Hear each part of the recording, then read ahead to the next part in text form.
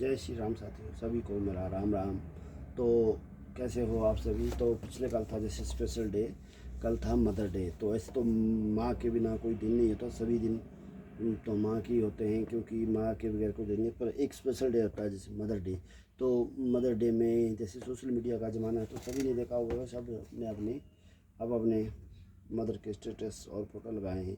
तो मैं तो सभी को ये कहना चाहूँगा कि रोज़ ही ऐसे अपने माँ बापों के साथ प्यार किया करें और आराम से रहा करें, क्योंकि ये हमारे को कुदरत की दी हुई अनमोल चीज़ है। क्योंकि ये माँ बाप जो है ज़िंदगी में बार बार नहीं मिलते। साथियों, आज जिनके पास ये अमूल चीज़ नहीं है, उनसे पूछिए कि इनका साया क्या चीज़ है।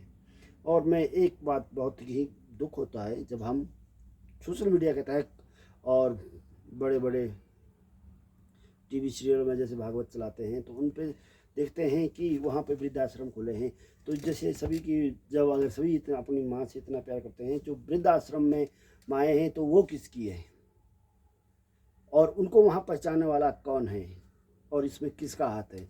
तो मैं उन्हीं को सबको ये कहना चाहता हूँ कि जैसे आपकी माँ है, वैसी दूसरे की माँ है। तो जो इतने बड़े बड़े वृद्धाश्रम चला रहे हैं, जहाँ माएँ आप देखते होंगे भागवत में, टीवी पे भी देखते होंगे बहुत सारे चैनलों पे कि बहुत सारी माएँ वहाँ पे पहुँची हुई है, जिनका अनाथ आश्रम में इलाज चल रहा था, उनको खाना पीना चल रहा था, सब कुछ था। तो जब इतना मात्र प्रेम फेसबुक पे दिखा रहे हैं, इतना अगर रियल में दिखाएं, तो ये वृद्धाश्रम खोलने की ज़रूरत क्यों पड़े सरकार को और इन संस्था को। तो मेरा उन्हीं सब से अनुरोध है जिनके द्वारा यह प्रताड़ित की जाती है, जो माएँ वृद्धाश्रम जाने के लिए तैयार होती है, उन और लानत है उन बेटों पे जिनके द्वारा वो वृद्धाश्रम में छोड़े जाते हैं, जिनको माँ ने जन्म दिया। क्योंकि माँ से हम हैं, माँ थी तब हम हुए। तो माँ बाप के बगैर तो कोई दिन नहीं होता, और माँ बाप के द्वारा ही बच्चों को जन्म दिया जाता है और पाल पोस कर बड़ा किया जाता। तो इसलिए नहीं कि जब आप बड़े हो जाएं और जब आप बुढ़ापे में आपके माँ बाप को आपकी ज़रूरत हो, तो आप उनको वृद्धाश्रम में छोड़ दें। तो ये कोई इंसानियत वाली बात नहीं है, क्योंकि कल को आप भी बूढ़े होंगे और आपकी अभी औलाद होगी। जिस दिन आपकी औलाद आपको वृद्धाश्रम में छोड़ेगी, उस दिन आपको ये याद आएगी कि हमने अपने माँ बाप के साथ क्या किया था।